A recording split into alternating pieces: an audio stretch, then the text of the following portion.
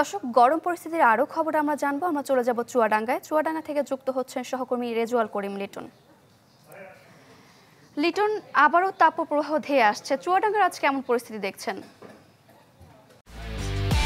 একমাত্র ওয়ালটন এসি দিচ্ছে 1 বছরের রিপ্লেসমেন্ট গ্যারান্টি এবং কম্প্রেসরের 10 বছরের গ্যারান্টি।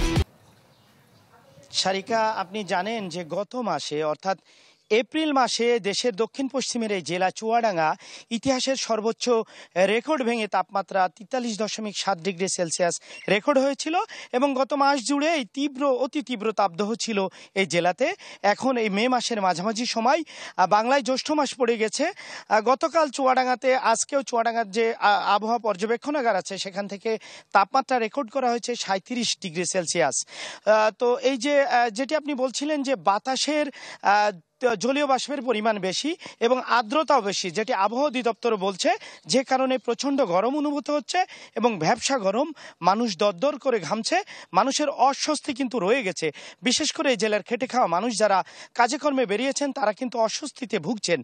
তো সব মিলিয়ে চুয়াডাঙ্গার আবহাওয়া অধিদপ্তর বলছে যে এই অবস্থা আরও আগামী 2-3 দিন বিরাজ থাকবে, তাপমাত্রা বাড়বে, এরপরেই বৃষ্টি হতে পারে।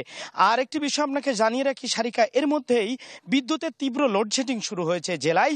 একদিকে তীব্র গরম, ভ্যাপসা গরম, অন্যদিকে বিদ্যুতের লোডশেডিং, মানে মরার উপর খাড়ার ঘায়ে জেলার মানুষের। তো সব মিলিয়ে এই অবস্থা। আর আগামী দিনের যে বৃষ্টিপাত হবে 2-3 দিন পরেই, তারপরে হয়তো একটু স্বস্তি মিলতে পারে মানুষের। সারিকা।